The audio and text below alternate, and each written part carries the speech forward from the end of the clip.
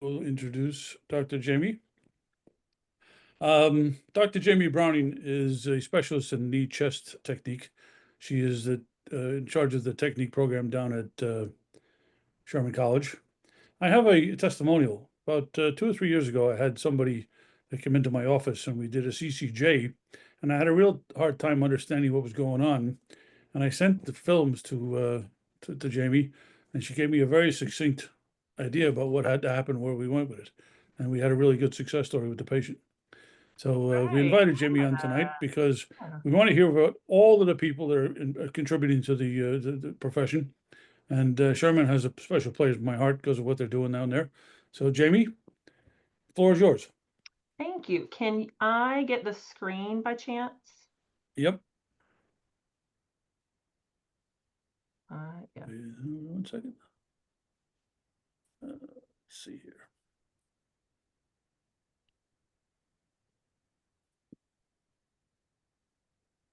Where did they put that? Bottom center on mine. Hold on a second. I see share here. Nope, not my screen. You need to share your screen. Hold on. Something came up. That's my screen. That's not. She needs to be able to share her screen.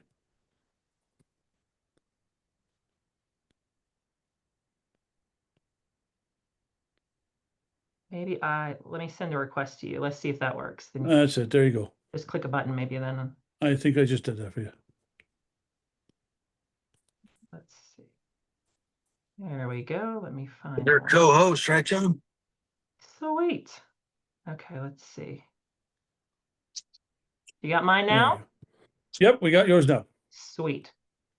All right. So hopefully you're seeing the main screen of mine. Yeah, you are. Okay, Yep. so I was asked to speak on whatever I wanted to speak on. So lucky you guys, you're going to get a little bit of an autonomic nervous system lesson. But this is really kind of the world that I'm living in right now. Thermal imaging is my baby. Obviously, knee chest started me in that process. I actually do knee chest and atlas orthogonal. I'm a unicorn in the upper cervical world. Nobody does just those two techniques, but I do. Within that process, because I was born and bred knee chest, but mainly KCCS, which was Rob Kessinger's world, I got really into the science of it and what we're looking at with thermal imaging and so forth. So I use it for everything. I have all kinds of thermal gadgets that I work with, and I'll show you some of the stuff that I am working with.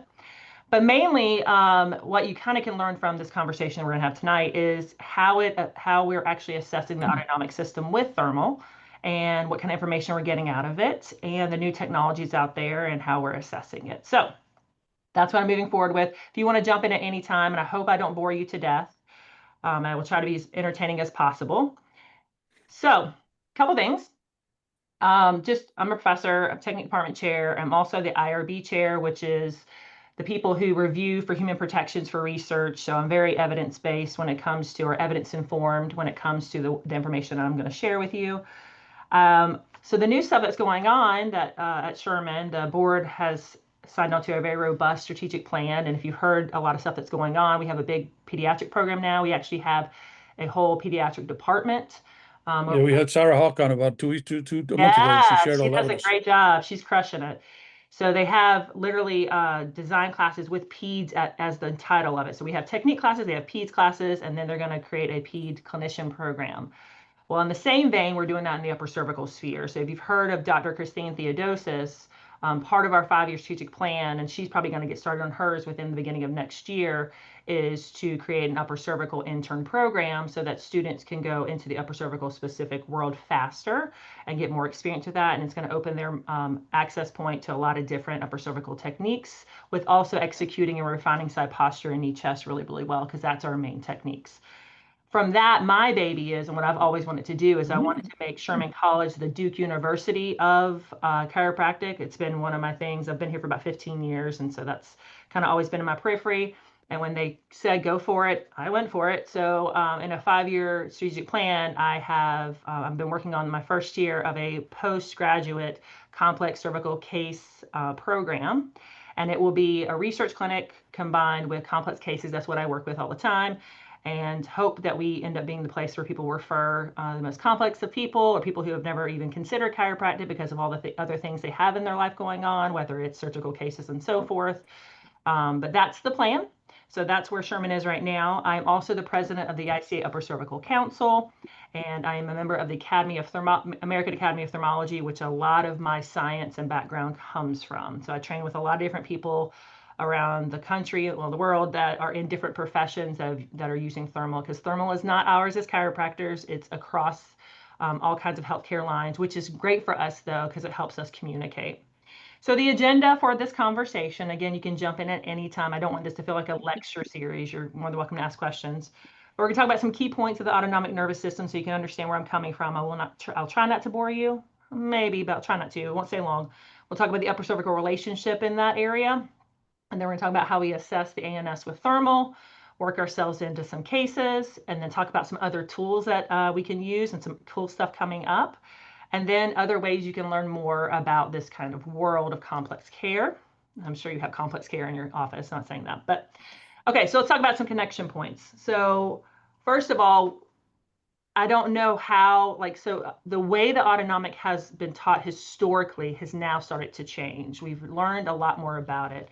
I trained with a cardiology group. That's how some of my thermal stuff happened. And I've learned a lot from them. I'm also getting more into the functional neuro world, not to do it, but to understand what's happening with the autonomic system, even more complex. And it's not really a stop and go or a go and stop kind of process where parasympathetics up and sympathetics up or down, that kind of thing. You could have multiple areas of communication that are parasympathetic issues, and you have multiple areas of communication that are sympathetic issues. It's not always a perfect system of high or low. But within that, we are in the cervical spine near all those ganglions. So here we go. I'm going to pull you back a little bit into basic neuro.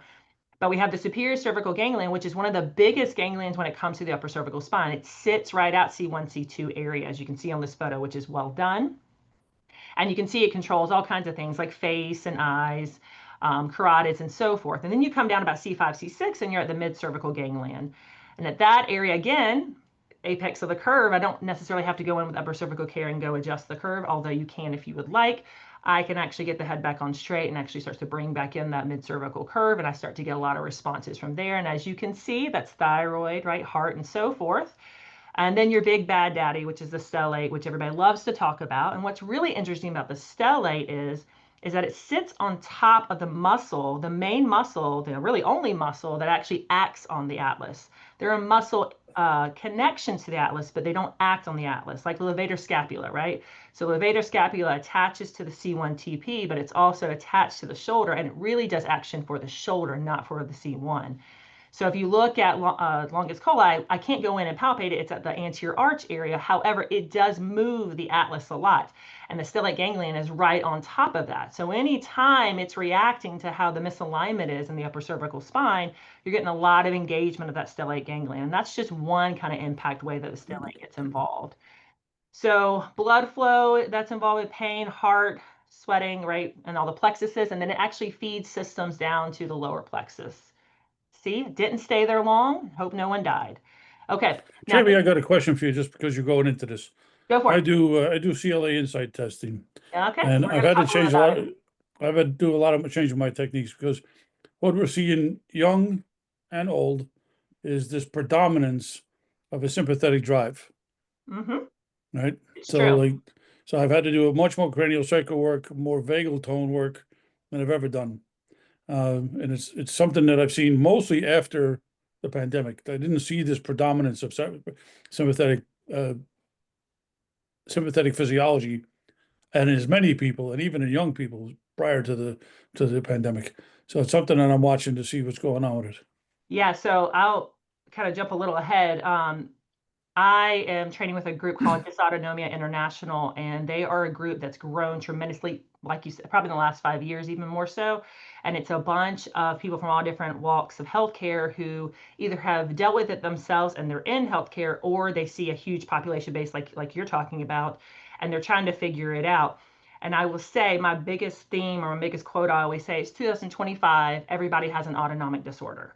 It just depends on what level we're working with. We no longer work within circadian rhythms. Our system doesn't know even how it's supposed to interact with our environment right now. And those are the kind of things that I'm going to talk about. And yes, you are exactly right. COVID did skyrocket all that process. Not necessarily the interaction of COVID, the life also that we had to live during the COVID process too. So yeah, if you're finding that, I would say I expect you to find that at this point. And that's really good that you're kind of seeing that and having to do other things to help chill out the system. And so this might be part of it too. Something that, and I stole this from American Academy of Thermology, so the misspellings are not mine. But the sympathetic generators that are on there, what a lot of people don't realize is there's a thermogenesis process with a lot of these. They put off heat themselves. We tend to historically go back to like a green book style understanding of autonomic or thermal work. And we'll say things like nerve heat. It's not necessarily wrong, but we tend to kind of forget about everything else. You know, when you think of a spine, when you ask somebody to think of a spine and close their eyes, they think of two things, right? They thought of either the plastic spines or a model spine that's in your hand or an x-ray. And usually those are devoid of everything that's around them. But most likely what's happening sympathetically for most of the people that are coming into you and that thermal regulation that you're seeing are these sympathetic tones. So you can see, yes, there's nerves in there, but there's ligaments, muscles, tendons. And when they are misfiring and firing abruptly to the brain, you're going to get a heat signature on that. Now, it doesn't necessarily mean you have to go right into the center of that and adjust that area. It means some kind of conversation is going wrong in that central sensitization area. And that could be from a ganglion, that could be from something else like blood supply and flow. I don't really know at the time. The kind of stuff that I'm doing right now, I'm only doing upper cervical because hammer nail situation. And I'm finding that I'm getting full body results in these areas that are misfiring that have nothing to do necessarily with what I think an upper cervical adjustment would deal with normally. So anyways, I want you to kind of look at it. It's a big perspective of things that create sympathetic tone, right? Things that create thermogenesis that will be found in something like thermography. So then we go to our parasympathetic, and what everybody loves to talk about is the vagus nerve. And I am not anti the vagus nerve, but I think when we only talk about the vagus nerve, we miss all the other parts that come with parasympathetic. But the vagus nerve, yes, it controls a ton of stuff. It's the main conversation between everything in our body up into the brain for the most part. And the vagus nerve, if you look over here to the right, it's next to the internal carotid. And it's also near the internal jugular vein. It's in that sheath. Mainly, it's really next to the internal jugular vein. And what we find, and this is where Dr. Rosa's work comes in, and I've been training with Dr. Rosa for probably the last 6 years. I go and fly up to New York, and I spend a few weeks in his office. And what we've noticed almost consistently on MRIs is in the axial slicing, you will find, and I'll show you a photo in a second, that the TP occludes the internal jugular vein. Now, that internal jugular vein is right next to the vagus nerve. So we're not necessarily seeing the vagus nerve there because we're looking for patency of the veins and the arteries, but we are seeing occluded veins. And so we know if that's occluded, we're going to have some issue with that vagus nerve and the signal that it's creating at that point. So yes, that is important. And yes, it can be an issue. And yes, you can have ganglion firing and you can have issues with your vagus nerve at the same time. So I have a question. Since the vagus is 20% motor and 80% sensory, when you have issues with vagus, does it predominate on one or does it affect the entire system? That I'm finding is all over the place. Not necessarily. So I think the sympathetic, we're going to talk about nucleus tractus solitarius in a second. And I'll tell you a little bit more about overstem with that. Usually it down regulates itself, and that's where the vagus is going to enter. The vagus is going to come in, it's going to give the information that. So that's that 80% sensory. It's going to down regulate. So usually at that point, it's just going to go sluggish and not respond. So then a follow-up question, just based on your experience so far, because I got a whole lot of people coming in the office asking about vagal nerve stimulators. It's the thing. Gosh, it's the thing. It's like everybody doing like the ice baths and stuff now. Golly, I have people coming to me all the time. Should I get one? I'm like, do you even know what you're doing with one? So it's in the functional neurospace. I think that's kind of where some of that's coming out of. And again, I think it's okay if we're talking about it's got good blood flow to the integrator, which is the NTS. If you are able to clean out your lymphatic system and actually do the clearinghouse every single night of your brain, like there are other things, like people just go straight to a stem, and yes, they'll get some acute response, but the long of that, I don't really know what that long term looks like. And I honestly don't think it stays very long because people have to stem a good bit. So the other side of it is what are we doing? What happens long-term wise, if we're just stemming ourselves constantly and not getting the full effect response? Are we creating a new issue of stimulation processes and neuroplasticity that's going to create another problem?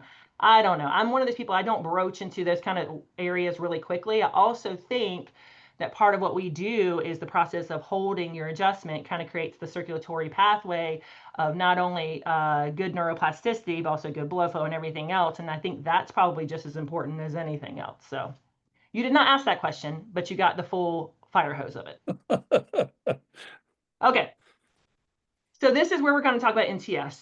So if you look here, you got circle of Willis coming up at the top, but down towards where the inferior brainstem spinal cord is, vertebral arteries are coming up through that area, and you have this blood supply called the pica, right? The posterior inferior cerebellar artery. And if you can see it, it's actually horizontal.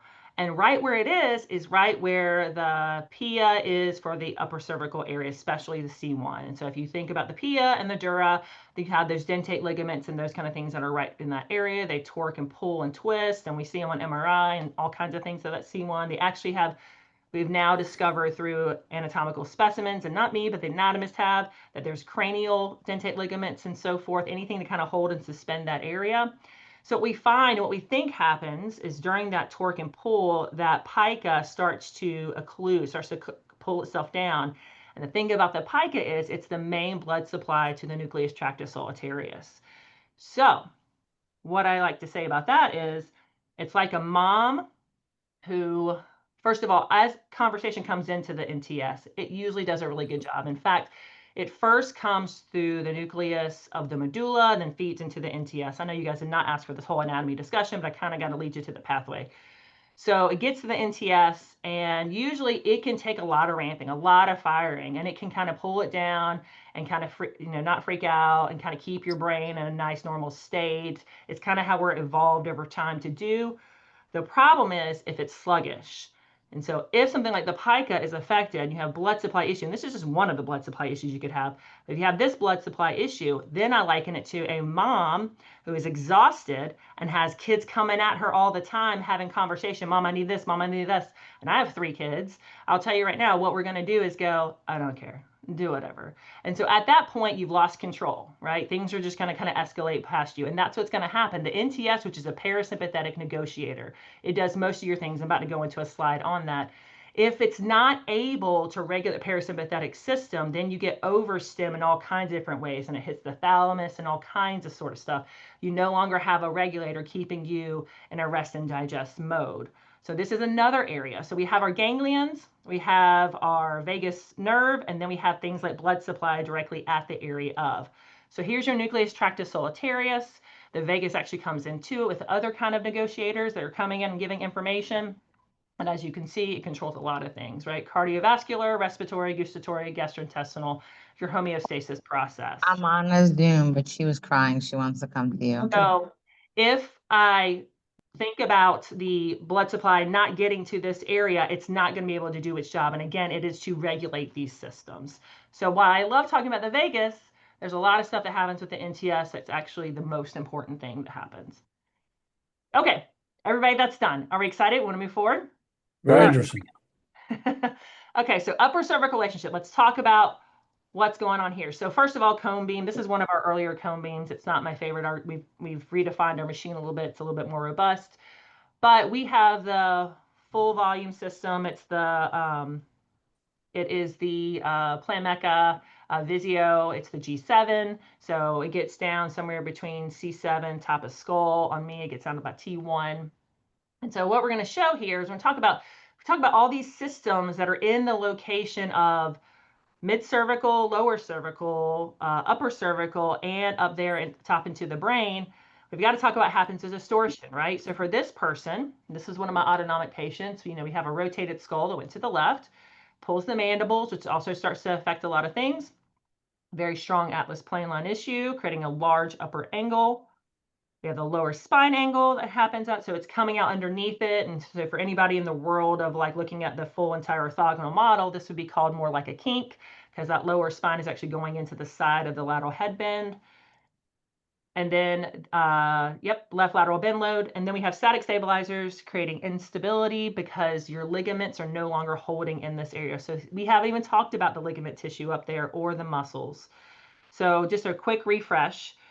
In the upper cervical spine, there are no bony locking mechanisms. 0. That means atlas to occiput. I know you know this, I'm just refreshing you. Atlas to occiput, it's held there by gravity and ligament tissue and then the muscles. That's it. If you were to cut the ligaments, atlas could do a 360.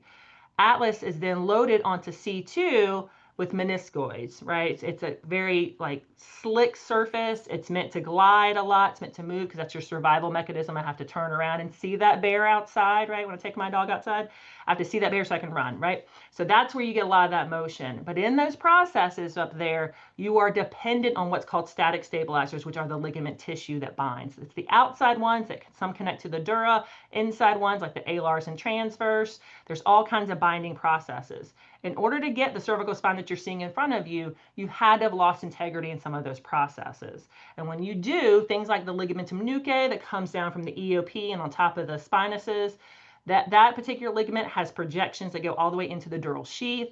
And so if I don't have my head on top of my spine and we get to start torquing and pulling and moving, then that ligamentum nuchae is going to try to do its best to hold on, but it's just going to, for the most part, it's going to create integrity issues at the dura. So now you're getting CSF issues in that process. You're getting a pretty much collapse of the actual surface area at that point.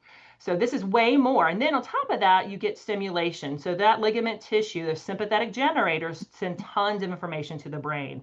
And then you have your suboccipital muscles, like the superior oblique, inferior oblique, RCP minor, and RCP major, that are mainly tonal based because from a lot of research, they don't seem to have enough GTOs or any GTOs. So their tone, and really their tone is to tell the brain where you are in space and time.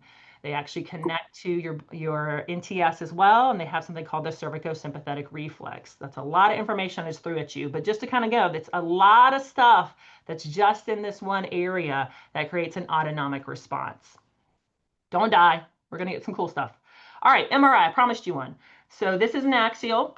I'm sure you guys have looked at MRIs, but I'm going to read it out to you. So your reading left is the right, and your reading right is the left, just to let you know. It didn't get flipped. And if you look, let's see if I can come over here. I don't know if you can see. Can you see my little my arrow on the screen? Yes. Perfect. Yeah. Okay.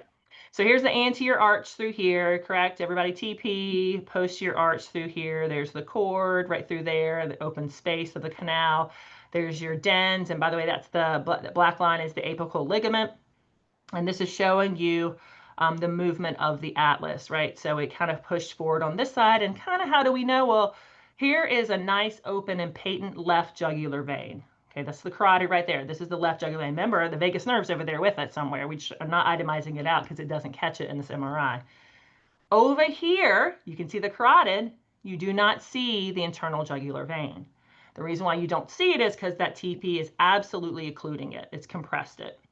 And again, very common. This is not uncommon. Very common that we see this mechanical pressure from a C1, which is kind of funny because I don't ever think of us literally pressing on blood supply in this area, but this is something we have seen over and over again. Now, I kind of alluded to it earlier, but the bigger thing of this is, yes, of course, the vagus nerve is part of that process, but the other thing is, this is your main drainage or your main draining house from the brain. And so the lymphatic system, which was discovered in 2012 by Dr. Jeff Iliff and a bunch of other doctors, which, by the way, Dr. Jeff Iliff is coming to speak at the Upper Cervical Council's forum this year. First chiropractic stage he's ever been on. I'll talk about that later too.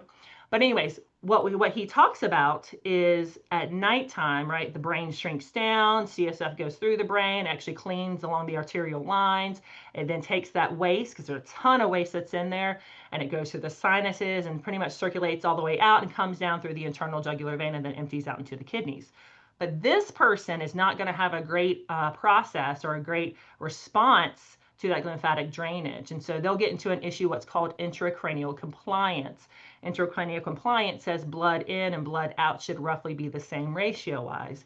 Well, if you can't get blood in because blood's not leaving, then you're going to get a sluggishness to brain tissue, you're going to brain fog and all those other kind of things. So all that to be said, this is a really big issue for us, and it's also part of that blood supply response that we're getting. Did everybody see that? Everybody good with that? That's very good. Cool. Okay. All right, so thermal. How do we use it in this process, or how can we use it even more so? So I always go back to my, again, knee chest foundations and KCCS. We're taught really big into our BJ Palmer terminology, and so it's how I like it better. But at Sherman, we talk about things like salutogenesis, right? What creates health? And for me, that always came from constructive survival value, right? What the pieces that I build to continue to thrive and keep moving forward.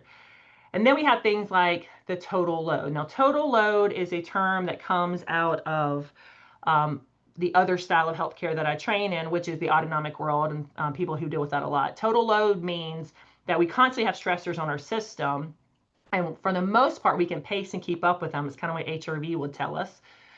But it tends to, when we get past what we can handle, it's where kind of subluxation comes in and crushes us. Jamie, you talk about allostatic load there? Yes. Okay. So as we're getting to that point where it kind of crushes us and we can't kind of fight back to it, right? Our body just starts to break down in different ways. This is what we call our deconstructive survival value. But the fancy, like the term overall, typically is called total load because it's just easier to remember all the pieces that come with it. So we just typically say that. Now, these are the different kinds of processes that I'm using in the thermal world. Sorry, that was not said right. Thermal world. So first of all, Titron, everybody knows what that is. It's infrared in front of thermocouples. You have the 8-degree shift of Celsius, 8-degree shift of Celsius, and then you have a 2-degree delta. And so I like Titron. I've used Titron for years, and that's totally fine. And that's looking for patterning, right? Staticness in a dynamic person. And so that's kind of traditional. If you've done it, you kind of understand that. The other things I'm looking at, again, based off my training with the American Academy of Thermology, is trying to see how we use big picture processes and look at it in more of a static environment like we have been in Titron world or thermocouple world, NCM, and so nervoscopes. So I started out and I'm still doing research with this. This is called a dynamic camera. It's an ICI. We got a used one. And what you do with it is you do a cold pressor test. You put a patient in a room, you derobe them, and you put them under cold. And the cold is roughly anywhere between 64 to 67 degrees. And as they cool, you take a picture after 15 minutes, then you take another picture after another 15 minutes, and you take one more picture at another 15 minutes. So it's 15, 30, 45.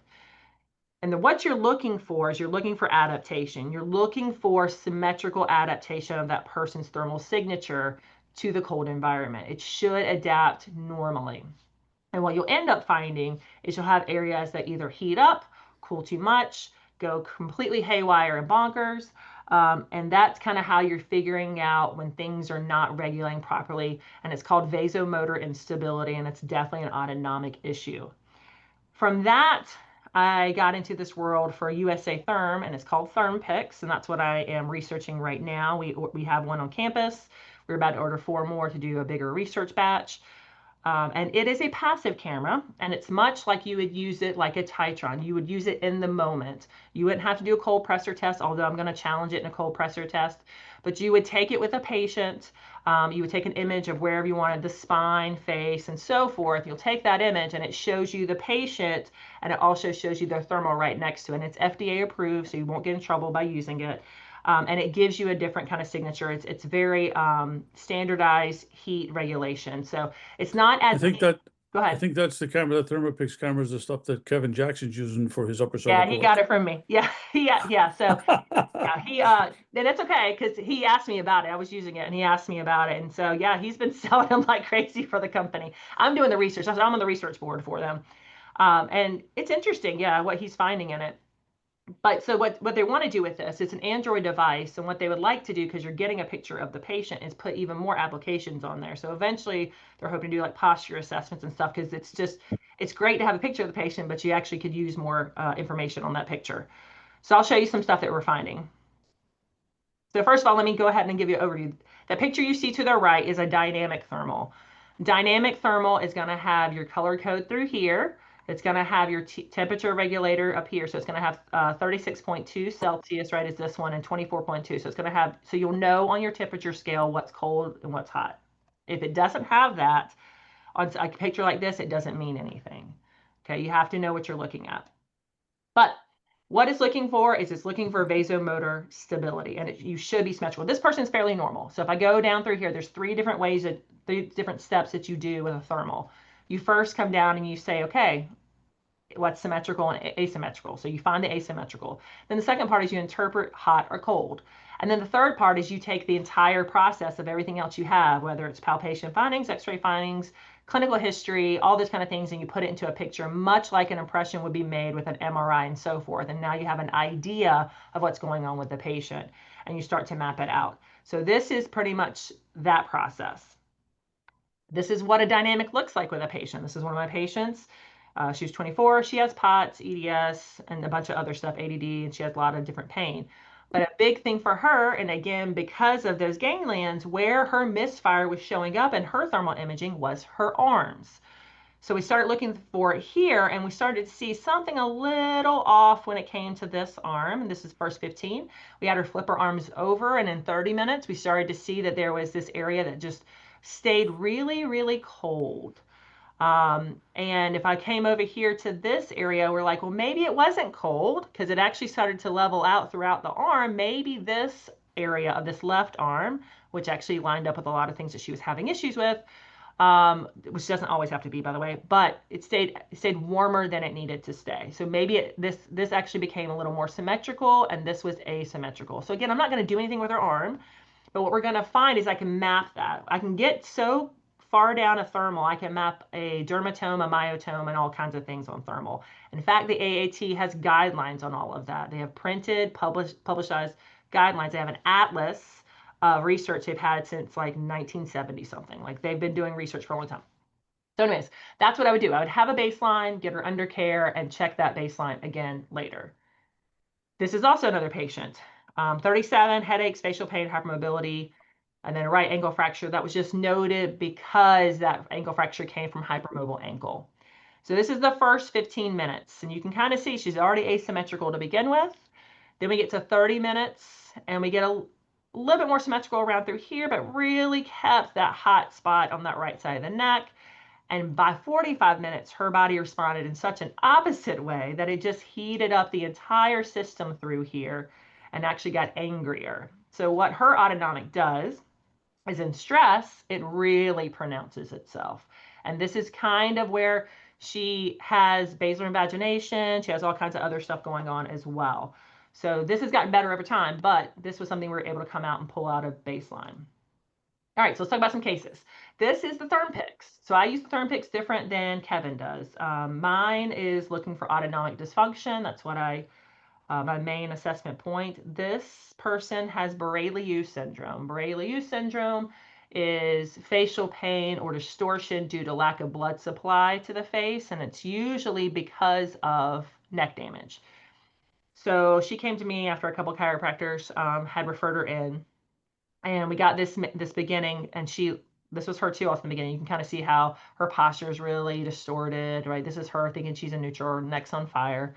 And this was 2 days post, and as you can see, she has way more symmetry, way more temperature regulation. She still has. And this is just your upper cervical technique. Yes, sir. That's all. Okay. That's it.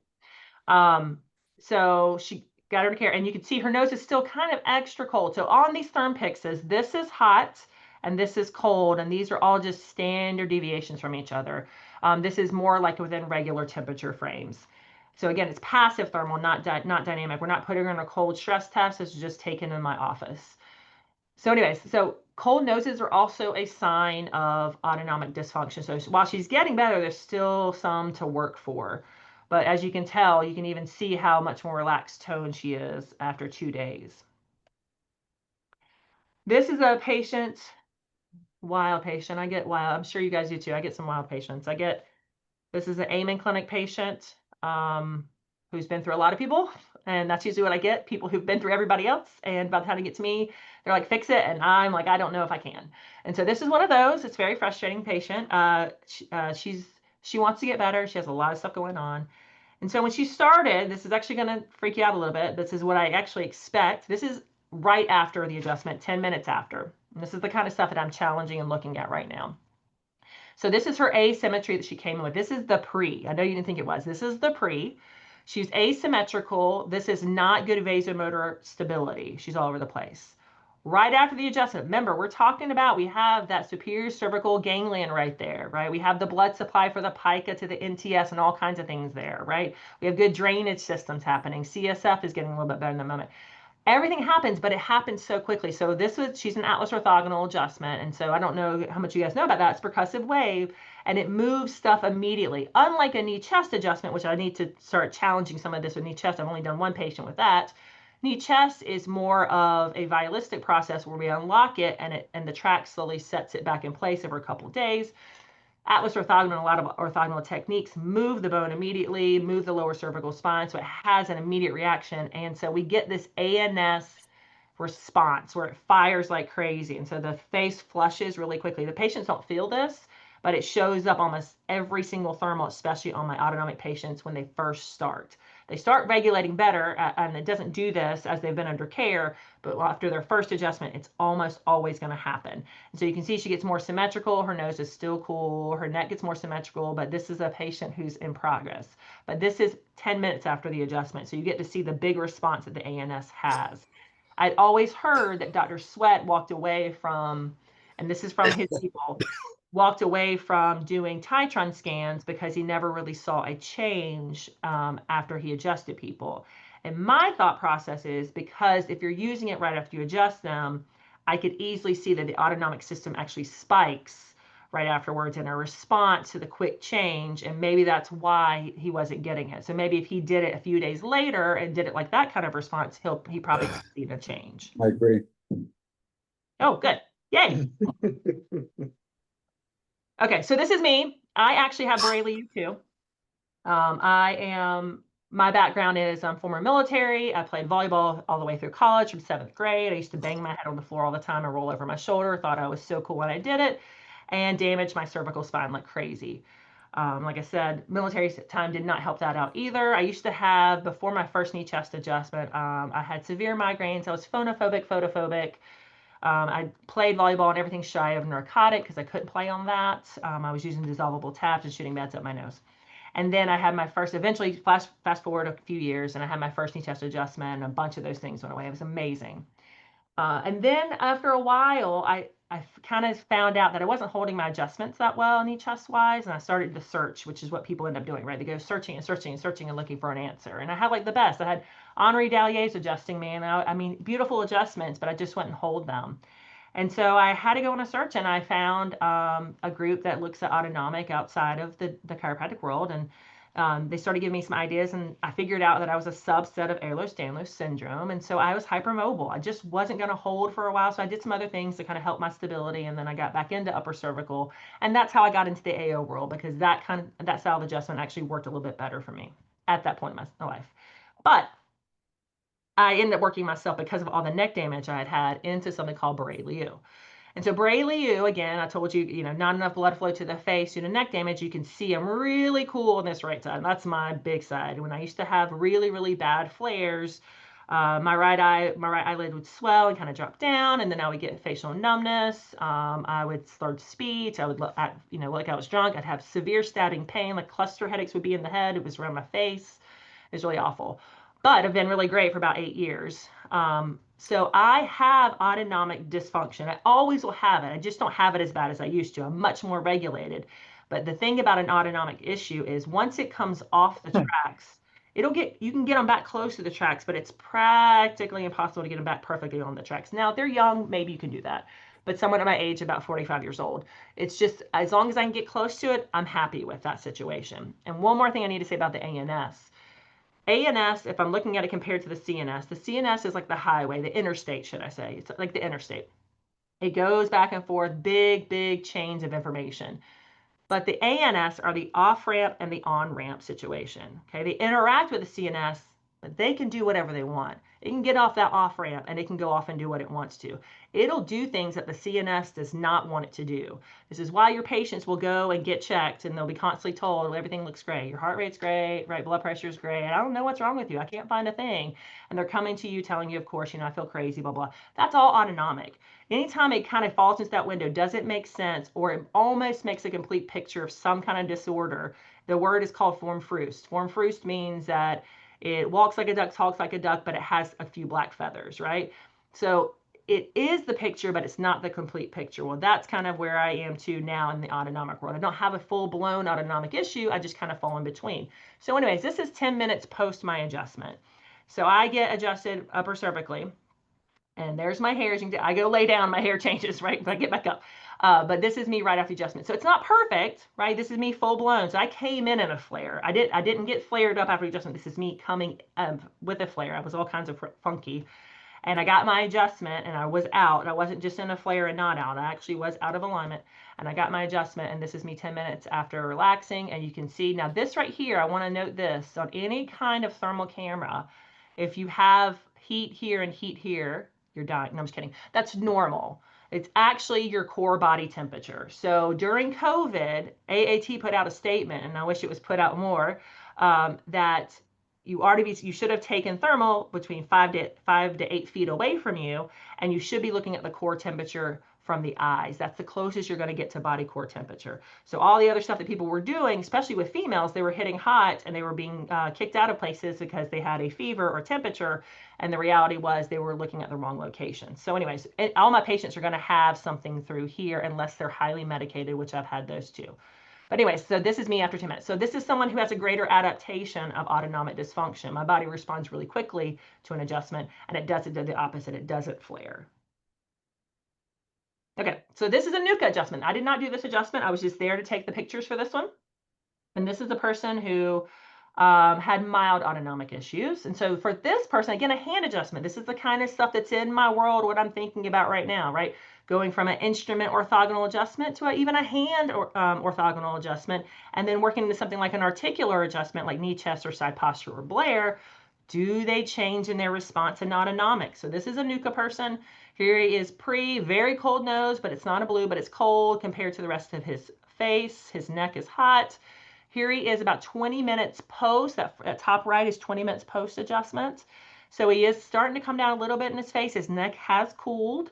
And this is him 20 more minutes. We get him back up and we set him up, and so his face is cooling a little bit more. And again, still symmetrical-ish, and his neck is really cool. So maybe this is a response that happens with a hand adjustment, or maybe it's because he had only mild autonomic issues. I don't know, but this. Jamie, Yes, sir. do you think this is why years ago there was always the resting room after upper cervical work? It was always what? I'm sorry? The resting rooms after upper cervical? I think so. First of all, you're putting someone in a parasympathetic state, right? So it helps them relax and calm. But I do think that if you were to keep checking people throughout the day, especially after an adjustment, maybe you're right. Maybe that is kind of a normal thing, that too. So that's a third variable for me. This is what I do. This is all I do, sit around and think of all the variables of my research. So yes, that's a third one I can think about too. Maybe it's the fact that we put them in a rest situation every 20 minutes as well. Okay, this is one of my severe dysautonomia patients. He has what's called a POTS-like situation. I know it's rough. POTS-like situation. So he is a dad who I got from a general chiropractor, referred him in, but by that time he had a ton of stuff done to him, and I got him about early last year, and he had actually had the issue the year before.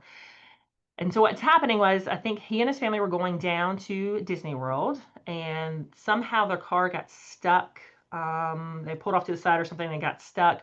And so he had to get the car out. And so he just got frustrated. He went to the back of the car, picked it up and pushed it, got it out, went and sat back in the driver's seat, passed out, leaned over and seized. So he had a syncope seizure. From then on, it's been a nightmare for him. He went to every specialist possible. They thought maybe he had an inner ear thing because he had some ear issues too as well. So they did exploratory surgery, which they messed up a bunch of stuff when they did that. And then he's referred to a chiropractor, local chiropractor, who did their best, right? They tried all kinds of stuff, but he was getting a lot of adjusting and different styles done. And he developed a few more symptoms. Just wasn't getting better. So they called me and referred him to me. And I mean, it's been a challenge. This is what I say. It's like a broken down car every time I get someone. And it's a challenge. And he did great. We adjusted him. He did great for about a month and a half. And then he hit rock bottom and we couldn't get him to hold. And come to find out, he got MRIs on him and he had several different things. First of all, he has a very shallow, narrowed canal space. So everything in there's not much room for error, right? There's not much room for movement. He had a bunch of busted ligament tissue, right? So his transverse, alars, his lateral atlanto occipital. He had a bunch of things that just weren't holding things intact. And on top of that, he had his vertebral artery was slammed against his brainstem, spinal cord area, and that's called a dolichoectasia. And so what a dolichoectasia does is every time a heart beats, when the vertebral artery is pumping, it's hitting the cord. He doesn't feel that hit, but his brain is stemmed the entire time.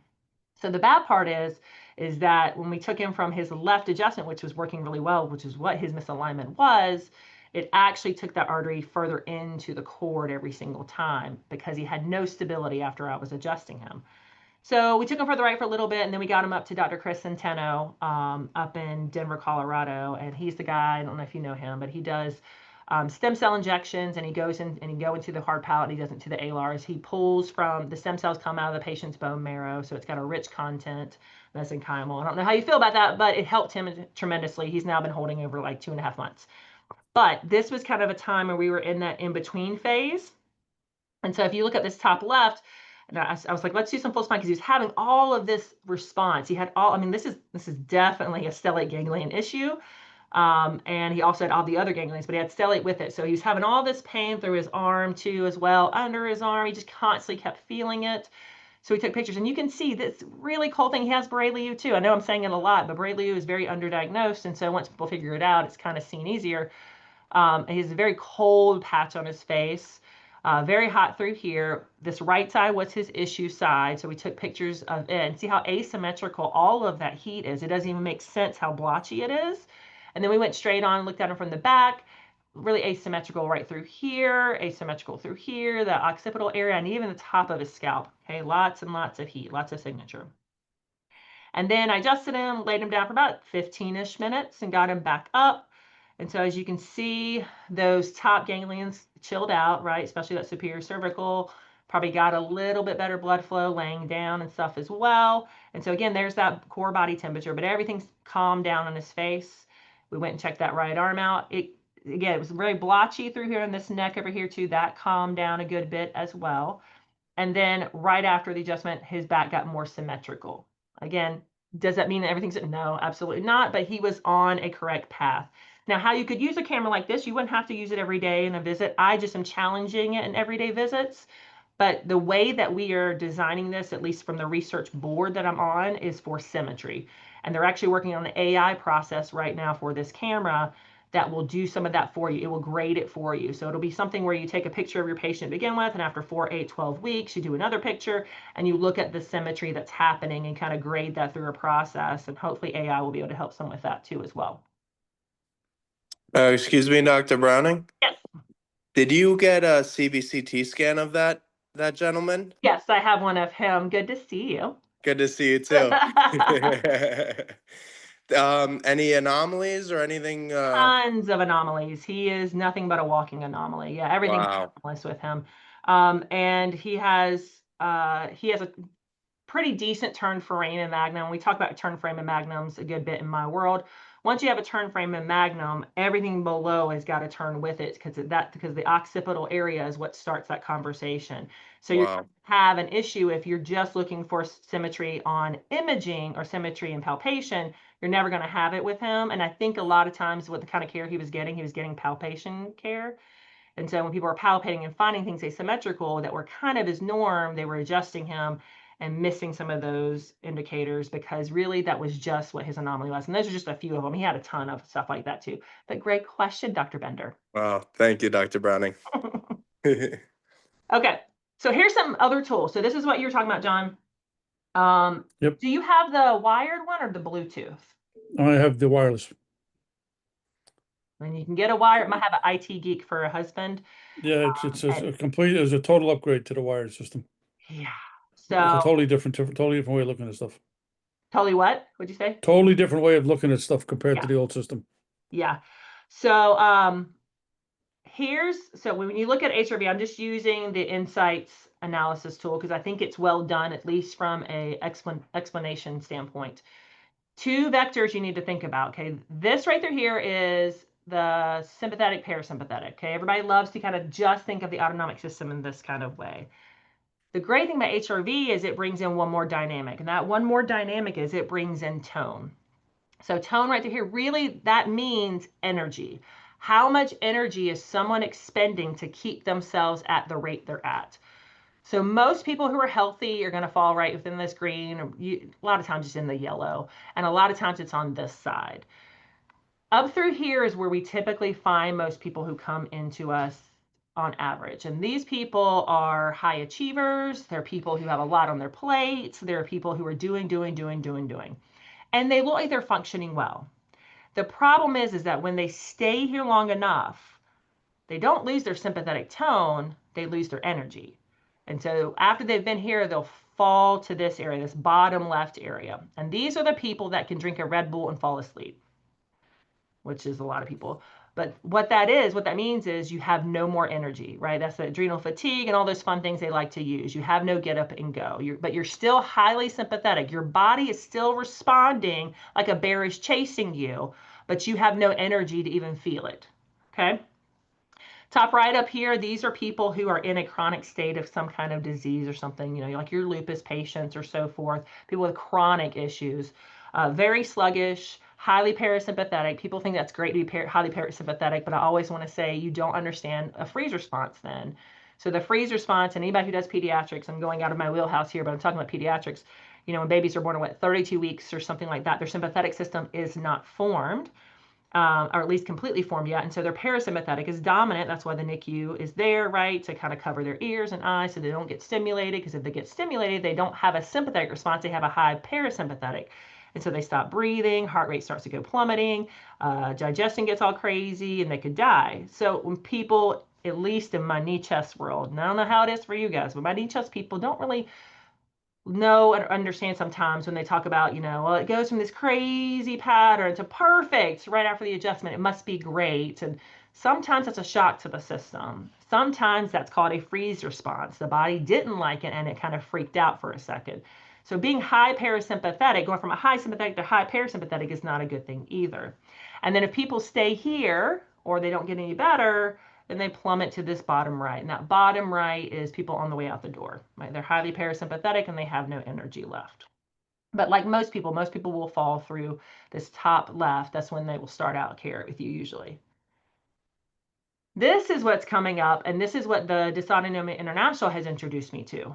So if anybody knows how POTS is done, they do this cerebral blood flow. They put a Doppler, they put it up to the temporal area. It's hard, and they'll say this in their own research, it's hard to be consistent with it. It's hard to make sure it's staying right on par, because what they're going to do is they're going to lay a patient back. They're going to get that cerebral blood flow happening when they're laying down, and then they're going to pull them up and they're going to see if there's a cerebral blood flow change. And that is honestly the most sensitive way to find out if someone has an autonomic issue. However, there's a lot of user error when doing that. And sometimes it just doesn't work like that in the moment. Sometimes it misses the moment. So people get sent home and they're told, well, they've done the tilt test and they're just fine. So there's a new device. I'm waiting for mine. It's coming any day now. And it's called Lumia. And I have to say this asterisk, it's in the process of getting FDA approved. It's not FDA approved. So I, quote unquote, cannot use it for research. So I will not be publishing my research, but I'll be using it for research. And I cannot recommend it to patients for anything other than just curiosity at this point. But this is going to go in the left ear. You get one made just for you. You take all kinds of pictures of your ear, and it goes into the left ear. And all throughout the day, it's assessing your cerebral blood flow. And the reason why they've gone to this is because they have said that this is way better at assessing autonomic dysfunction than blood pressure. A lot of people get told they have normal blood pressure and have autonomic disturbance because the delayed response that happens in blood pressure compared to cerebral blood flow. Cerebral blood flow will find it much faster. So what this does, it actually analyzes a couple things throughout the day, and it really is finding a reduced preload. Now, reduced preload means that the heart is not filling to capacity before it pumps. It fills about halfway and then it pumps. So it's not getting a big blood shot to the brain. And so this is going to find that throughout the day. The patient can journal what they were doing. I was laying down at this one time. I didn't feel really good. And then when they go and take this earpiece and it uploads, and right now it's going to upload to, you put it on a bank and it uploads to a cloud. They are working on an iPhone thing where actually will map Bluetooth wise with a phone, but you'll be able to see in real time if a person doesn't feel well, is it autonomic? Or if things are not going well for some reason, they're starting to spin out, is it autonomic an issue? We get to map more closely and see if that's actually the issue that's happening with them. And then you know what I'm going to do? I'm going to use it for pre and post care, and I'm going to see what happens to their autonomic system after we get them under upper cervical care. Maybe You know, Jamie, some feedback on the HRV that you had there before. go for it. I've been doing it for a long time. I've been with CLA for the last 20 years. Yep. So I've read tons of them. I had a patient about 10 years ago when it first came out, and we did an HRV. He was down in the right lower quadrant, bit of care, right lower quadrant, bit Interesting. of care, right lower quadrant. And when I did the third one and I didn't see any change, I said, I want you to go to your primary, preferably to your cardiologist.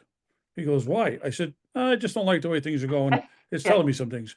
He left my office, went to the cardiologist, and within 24 hours went for a quadruple bypass. And the cardiologist said, whoever sent you in here saved your life. You Well were on the done. way out. Well, you're right, because HRV, I mean, that literally is used for a prognosis of health. I mean, that is, it's a gold standard. Wow, well done. Yeah, you're right. That bottom right is never where a healthy human should ever live. Yeah, good call on that one. So yeah, this is going to be the same kind of a concept, right? So it's kind of like a thing where we're looking at your daily response rates. And if it's looking well, there's low flow, high symptoms, normal flow, no symptoms, right? So these are the kind of things that will come out of this earpiece. I'm super excited to get it. So here I go. I'm going to talk about the upper cervical council form. You did not know I was going to do this. I'm so sorry. But this is in June. If you're interested, oops, I did that. I thought you shut me out, but I did it myself. Okay. So this is in June, just to kind of tell you what we're having on here. So this guy right here, I know I put him really small, but it's to remind myself, this guy is our big heavy hitter that's coming. That's Jeff Iliff. He is the guy who discovered the lymphatic system in 2012 with a bunch of other scientists. I reached out to him. He is on the TED Talks. He's on all that kind of stuff too. I reached out to him and we sat down with Dr. Rosa. We did an hour. He saw our CSF flows pre and post adjustment, and he said it makes sense. He didn't even know what chiropractic was. He had no idea we dealt with anything with the brain. So he is coming to speak for 2 hours about the new lymphatic research that's out there. There's some really cool insights, and then we're hoping to actually do some research with him in the future if we're on our best behavior. But anyways, we get to actually put out there to him what chiropractic is and kind of set the foundation for his expectation of chiropractic. So I'm super excited about that. We have all upper cervical techniques on our stage except for Grostic. I think that's the only one we're missing. But all specific upper cervical techniques are part of our presentation process. And then we have extra people, like we have a vestibulo-ocular optometrist coming who works with upper cervical people, and we have a craniomandibular dentist coming who works with upper cervical people. But we have a lot of great information. And then I want to tell you about what the upper cervical council is doing, because if you've heard of them but you don't know what they're doing, I kind of want to give you an update of the things that we're working on. Big part is educating the field. I'm going to talk to you about one more thing that we have going on about education-wise. CBCT and imaging rights. We work really hard within the states to work for chiropractors imaging rights, especially for CBCT. We just work with MAC for the Michigan con. If you have a cone beam question, if in your state you're wondering if you can do it or what you've heard, the one thing we would encourage you to do is reach out to us first. It tends to be, and it's again understood, that if you go to a state board and you ask them, what's our state's take on cone beam, and they don't have a take, they don't have a policy on it, they're going to make one, and usually it's going to be the most conservative. They're going to say no first, and once it's put as a no, it's hard to get that no off the books. So it's best for us to come in and have the conversation. So come to us first. We might already be in the conversation with them. That our political action committee is involved in a lot of those kind of things too. So please reach out to us. You can reach out to me. Tyler Evans, who is out of New Hampshire, big Blair doc. He's one of our board members. He actually has a subcommittee within our council that's working on things just like this. And that's why you should be an ICA member. That's right. I like that plug too. And then we have large research projects. So we have contributed a lot to the big imaging research pieces that have been published now. We're actually putting them on our stages, but we actually have a lot of our chiropractors on the council on our board that are in those.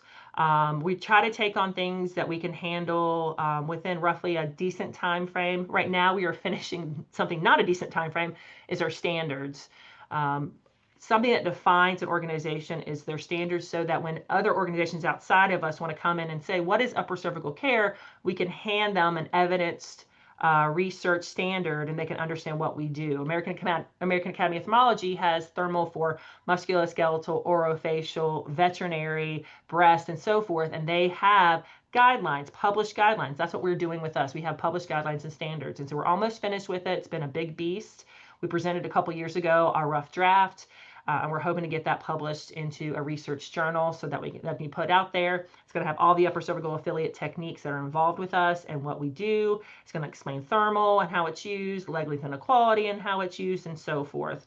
So those are the kind of things that we're working on right now. So this is the forum. And then our big education thing that we have going on, we only have a few seats left. So you have to be right now it's only open to upper cervical membership. May 16th, it'll open up to the field if there are any seats of that left. We only have a few actually at this point. But this is, I don't know if you know about this guy, I just at least want to tell you about him. He spoke at our forum last year. Tyler Evans actually figured out who he was a couple years ago and started studying him. This guy is brilliant. His name is Frank Scali. He teaches in Florida and he teaches in California. He is an MDDC. And he's an interesting cat, but he is brilliant. He's put about 13 research articles. He is the one who discovered a bunch of the myodural bridges. So if you've ever heard people talk about the RCP major myodural bridge or the inferior oblique myodural bridge and a lot of the meningeal things that happen with the upper cervical spine, it was Frank that discovered it. And so what we're going to do is we're going to do a prosection with him. Prosection means he takes anatomical, so got a bunch of bodies. He's going to dissect them, show us some pieces. He also plasticizes pieces so we can see things better. He's going to put them under ultrasound. He's going to put them under imaging so we can understand what we're seeing on an image and what we're seeing in real time. He's also going to talk about CSF issues and so forth. And he's going to close that clinical loop for us for the upper cervical spine and how biomechanically all these tissues work within that region. So it's a really big deal. It's the first of this big medical university. They've never had anything like this with chiropractors, so we're getting on their campus. And this is at the end of June. So if you are interested and you're upper cervical member, you have an opportunity to get in right now. These are some of his papers, so you can see, again, he keeps his DC. He didn't drop that DC. He carries it with him wherever he goes, which is great because when we work with him, he knows what we're looking for and he talks to us like a chiropractor would. And he understands our interests. So really brilliant dude. And this is the guy. So this is called a special topics. This is one of our products of the council. Hopefully we'll have a special topics next year with Dr. Iliff. We have several different products, but this is one that we do when we do it mainly for education for the entire field of chiropractic. So if you're a member, you can sign up for this right now. It's on our website. If you aren't a member, it opens up on the 16th to the field if there are any seats left. So that's it. If you sign up for the forum for us this year, it's also in June. If you sign up for the forum, it's in Salt Lake City, Utah. You're automatically enrolled into membership. So if you sign up for that and then you sign up for the Scali thing, you're a member. So that's it for me. That's all I have. Any questions? Thank you so much. You're welcome. So good to see you, buddy. Good to see you too. I just stalk you on Facebook, so it's really nice to see you in person. I'll be posting a lot soon. Oh, good. I'm glad to hear I got some plans. it. Sweet. I love it. Jamie, I got to tell you, just, I watch what's going down at Sherman and I see a lot of the stuff you publish. I'm so proud of everything you guys are doing down there. Oh, I love it. It's one of the reasons I'm a regent, because what Sherman's doing is you're holding the flag for basically principal chiropractic and you're doing it with a really good aplomb of scientific rigor. Thank you. That's always what I want to do. Like, I don't do anything but adjust. Actually, Dr. Bender can tell you that. So all I do is adjust, and I just like to challenge things and put it to paper. And honestly, I think it's going to come to fruition. A lot of things that BJ said, I mean, he was way ahead of his time, I'll be very honest. And so we're starting to see some of the things come to fruition. And I kind of like to be a part of that process. I have a quick question for you. I have a patient, he was actually referred to me because of the cranial, I'm being certified as a craniopath. And he was sent to me by an upper cervical doc. Young gentleman, 32 years of age. The injury happened a number of years ago, but he has a grade 2 sprain of his alar and transverse ligaments. And Barré-Leroux, a whole lot of facial stuff. That you talked about the technique where they do the stem cell injections. Is that something that you've had experience with, or is that just a one-time thing?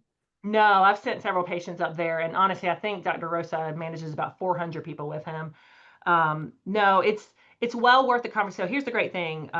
You can refer him in. I'll send you the information. You can refer him in for a conversation. They'll do a teleconversation first, and he'll see if he's a candidate. But yeah, it's so for like my POTS patient, that one that just came, that was very, very fragile for the most part. After he went and got that done, and it's pretty invasive. I'm not gonna lie. I mean, like it's intense. Like they're out and they go through the hard palate and they have all these MRIs they're using and they're doing video fluoroscopy at the same time they're injecting. But it is a pure stem cell from. Well, bone he's marrow. went to the neurosurgeon and they want to fuse his entire spine, Oh his yeah, no, entire see, cervical spine. that's So- again. So if that's the only option, this is way, way better. And it takes up to about 4 months to see full effect of it, up to a full year. But he should probably do really well. Anytime you get to the 2, 3, and especially of multiple internal stabilizers, you're starting to get into a really. It's interesting. You talked about how things, the torque that happens.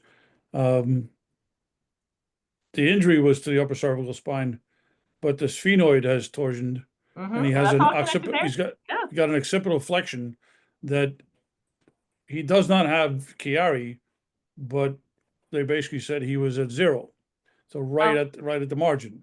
Well, we call that a Chiari zero. That's exactly what we call it. Yes, and that's called CTE, not it's called cerebral tonsillectopia, not chronic traumatic encephalopathy. But yes, CTE. That's what we call it. Absolutely. Yeah, Chiari zero it's detrimental. It messes with people all the time. Yeah, absolutely.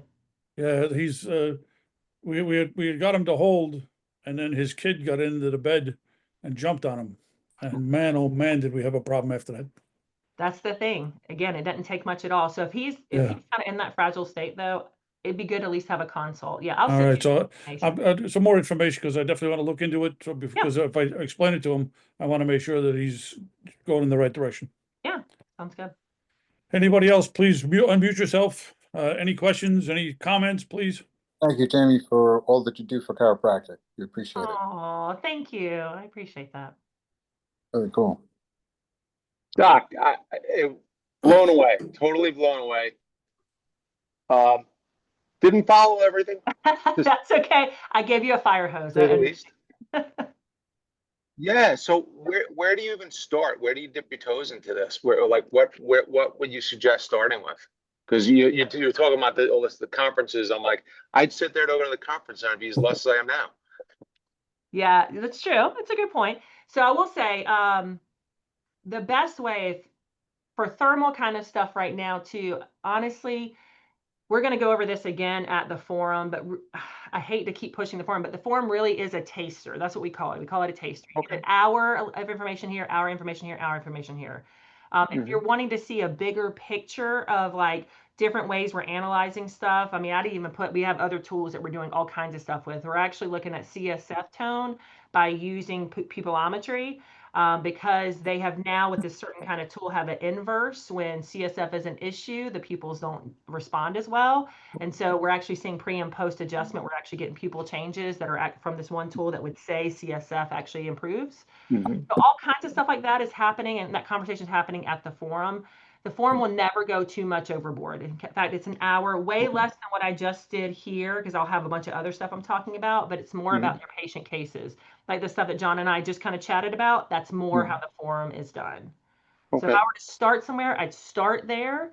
Thermal stuff, if you're interested, the USA Therm, the ThermPix camera, we have a whole process and how we look at stuff with it. We have a document. I'd be happy to share it with you guys of how we're starting to analyze thermal on a bigger picture for chiropractic. And you're more than welcome to check that out. And then that camera is very easy to use. It's sexy. You just take a picture and it's done. Everything in just 2 seconds, bam, bam, and it goes into a cloud. You can share those images with patients. You can share those images with other healthcare providers and so forth. Cool. All right. Yeah, that'd be great. John, you'll send some links out. Whatever Yeah. I get, I'll send it out. Yeah. Awesome. And if Thank you, Dave, thank I would tell you, you got to find somebody who does Atlas orthogonal and have one of those adjustments to experience it, just to see what the upper cervical is about. It's a totally different way of doing things. Yep. A little bit Cool. different than what Furley did. Oh, I know him. Yeah, that's for sure. That's a good on each chest. That's right. Anybody else? Yeah, Jamie, I think it's always a good reminder how powerful the upper cervical adjustment is. And Laura Orndorff was a patient of mine years ago. Oh, That's how great. she found her way to Sherman, and she reminded me when I was down there last week that one specific upper cervical adjustment changed her life, and she had been hurt by a chiropractor previously. And that first adjustment I gave her sent her in the direction she's in now. Her daughter is now a chiropractor, graduated from Sherman. She also wants to be a teacher. Yep. And that's all that upper cervical adjustment did. You know, I take no credit, obviously, but it's so powerful up there still. And I think we forget sometimes when we're floundering or we're not really getting the results we want with our patients, that go back to the atlas axis area, go back to the occiput, check it out, get new x-rays if you need them, but really get detailed with that. And thank you for that reminder. And it's so great to have people like you down at Sherman leading the way. We really appreciate you. Yeah, well, I'll just say amen to what you said. I totally agree. Totally agree. Gary, Love the neuroanatomy refresher. Thanks so much. I'm Gary glad D, you I would loved love it. for you to, Gary D, I'd Yeah. love for you to share what you have with your technique, especially the way you look at the eyes. Yeah, I gotta definitely get together with you, Jamie, and talk. I totally neuro geeked out on all this. This Oh, was cool. totally awesome. And yeah, I had done some internal office research, presented at IRAPS actually, for difference in physical pressure changes in the eye and correlation to upper cervical. And I have not been able to, correlate anything in the research. But this is totally, this is, we know what's causing it. So love to get together with you privately and talk shop. Yeah, absolutely. So the guy who's actually doing the research in this is Bill Lorden. Do you know who Bill Lorden is? No. Okay, so he's an orthosphinology guy, and he Okay. was interested in the same thing too. And he just hit up the company. It's a medical company. They've never worked with chiropractors. And he said, I'm just interested in this tool. And the guy was like, sounds great. I'm gonna send it to you. And so he started looking at it, and that's where he found out. But this is kind of why the upper cervical form, the upper cervical counts is great, because we all are all in our islands and we're like, oh, we think this, maybe it's this, I'm not sure. But then we get together and we're like, is that what you're finding? Wow. And let's deep dive into the research behind that and see, are you really seeing what you're seeing, or maybe And why? something Yeah. else? Right. Yeah. Cool. So anyways, yeah, reach Awesome. out to me. I'd love to talk to you about it. Will do. Awesome. Thanks so much. And then next week, I'm going to a place in Iceland called Neck Care. Has anybody heard of Neck Care? No. Okay, yeah. Yes. So Neck Care, it's not anything to do with thermal stuff, but it's a sensory motor processing. It goes on top of your head, and it's Bluetooth, and it does 3 different things. One, it'll do active range of motion really easily, and it's a beautiful assessment. But the biggest things, it does 2 other things, is sensory motor. So it does the eyes closed, come back to target, all kinds of different directions. That's typically been done on manual. Like you put a poster on the wall, you had a laser pointer, and then that's how you were doing it years ago. This is now done in coordination with a machine that computes it. It's got evidence behind it, and it's actually completely approved across all of healthcare. The third thing they do is called a butterfly test. It's their own patented test. And the butterfly test is, you have your device, the patient has their eyes open, they're watching this little sensor on the screen, and they're trying to follow it with their head to keep that little device. And it looks like it's a little Mac trying to find it every single time. They do a basic, a medium, and a hard. And what it does is, it's a vestibulo-ocular system. It's actually seeing if you're processing between your systems properly. And what they're finding is, they get people under care, and then they start them here at baseline, and they check it again in about 4 weeks. It's only a 10-minute study fully, and people are processing and doing beautiful butterfly tests, way better. It actually draws it for them. It doesn't draw it while they're doing it. After it's done, it then shows them their drawing and sees if they were even close to the lines they were supposed to be close to. That's cool. So this is a device that's used across all healthcare. It's used by MDs, DOs, PTs, and so forth. And they've been doing research. So this is what I like to do. I'm just going to end with this. I like to take instruments that are already vetted in other healthcare. Yeah. Just like Dr. Rosa did with MRIs, right? I like to use it because if they say it's valid and reliable, and they put it to the test, and here's what the expected outcome is. That ThermPix comes from a peripheral artery cardiology group. That's who I train with. They have nothing to do with the neck. It's all peripheral artery, but they have proven what they're looking for. And now I'm using it in upper cervical. When I take something like that, or like Neck Care, and all I'm doing is chiropractic, and I'm able to show efficacy through the same things that they were finding in their world, we can't be denied. That's my biggest thing. I want to use what they're using, so I can say, hey, look, we get just as good results, if not better. Maybe we don't, but I want to see if we do. Amen. I absolutely love that Jamie geeks out on all this stuff. Yeah. It's really something else. Because I just want So you do guys, I want to share Love something it. real quick. This is the new serial book, the 33 Gold. Yeah. She wrote the third chapter on the union of intelligence and matter. Pick it up. She's not just a science nerd. She really understands the philosophy as well. Born and bred at Sherman, that's for sure. I'm born and bred at Awesome. Sherman. Thank Thank you, you very Jamie. much for everybody coming on. Thank you. Thank you, guys. Thank you so you. much for coming on. I appreciate it. Awesome stuff. Great. Very All informative. right, Thanks, I'll Johnny. send him a bunch of stuff and then he can. Very cool. Send it over to me and I'll forward it out to the members. Thanks very much, Jamie. Johnny, thank you Thank for you. tonight. Thank for you, setting her guys. up. Thank you. Thank you. Have a good night. Bye. Good Good night. night.